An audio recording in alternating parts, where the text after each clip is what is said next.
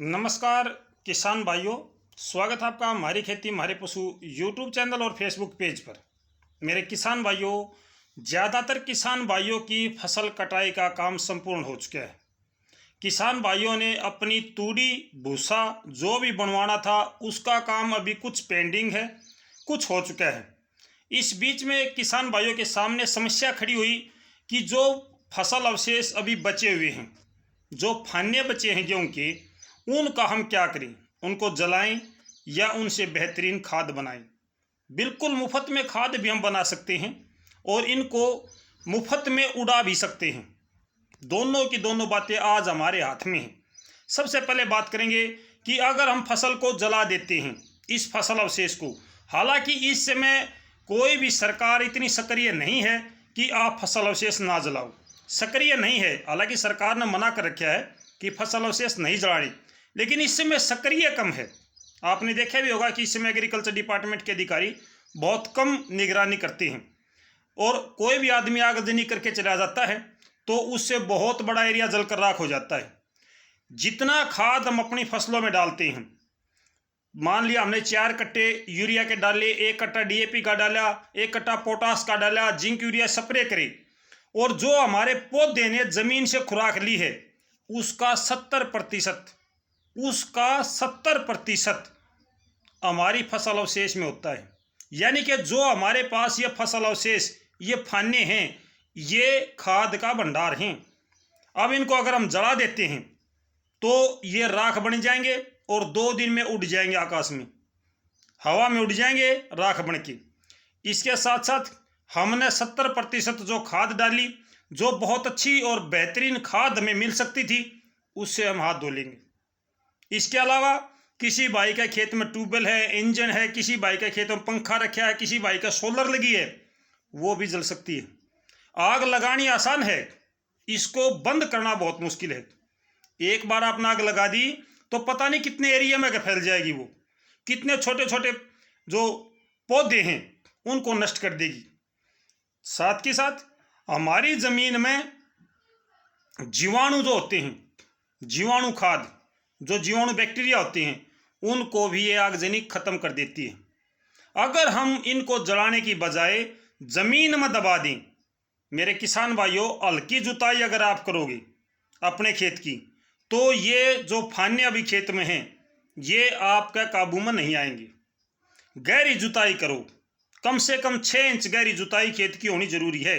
बड़े बड़े ढेले जिसको बोलते हैं, बड़े बड़े ढेले, वो पाट दो, जमीन को पलट दो, पलटू के साथ बा दो। हालांकि मुझे पता है इसमें खर्च दुगुना आता है, लेकिन इस दुगने खर्च का लाभ हमें आगे चल के मिलेगा जब हम अपनी अगली फसल लगाएंगे।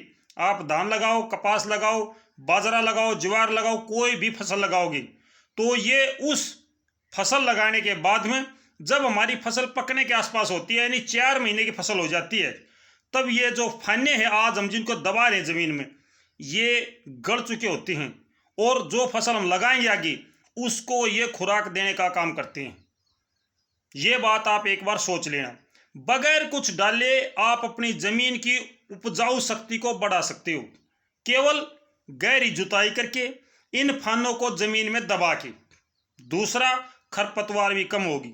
अगर जमीन को पलट देंगे, जमीन में बड़े बड़े ढेले बना देंगे, तो इसमें बहुत ज़्यादा गर्मी है, लू चलेंगी और ये लू आपके खेत की फंगस को ख़त्म करेंगी। ज़्यादातर किसान भाइयों के खेतों में फंगस की समस्या होती है। जब भी हम धान लगाते हैं तो फंगस की दवाई डालते हैं, सिक्सर नाम की दवाई है, कार्बनडाइजम है, मैनकोजेब है, पता नहीं कितनी दवाई डालते हैं, उससे भी छुटकारा मिल जाएगा। कुछ हद तक हमें राहत मिलेगी कि अगर हम फंगस की दवाई ना भी डालेंगे तो हमारी फसल में इतनी ज़्यादा फंगस नहीं होगी कि वो भयंकर रूप ले लेगी। एक काम से 2 काम सिद्ध होंगे। एक काम, किसी दूसरे भाई को नुकसान नहीं होगा, हमारी जो फसल है उसके अवशेष हम अपने खेत में दबाएंगे, जमीन में कार्बनिक पदार्थों की मात्रा बढ़ेगी, कार्बनिक पदार्थ होंगे तो जीवाणु बैक्टीरिया बढ़ेंगे और हमारी जमीन की उपजाऊ शक्ति बढ़ेगी। जो कार्बनिक पदार्थ हैं उन्हीं के दम पर हमारी खेतों में बैक्टीरिया होते हैं।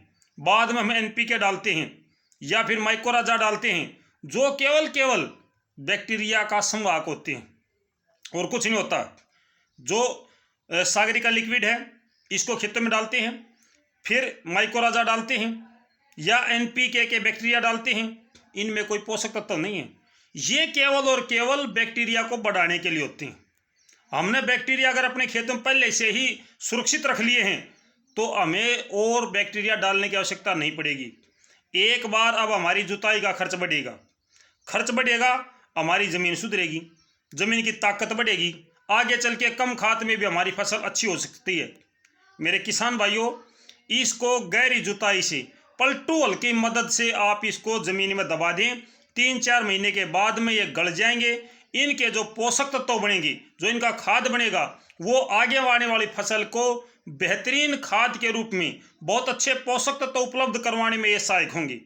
और अगर हम गहरी जुताई करवाएंगे तो फंगस कम होगी हमारे खेत की, खरपतवार के बीज भी नष्ट हो जाएंगे कुछ हद तक, क्योंकि ज़मीन जब पलटेगी तो वो ज़्यादा गहराई में चले जाएंगी।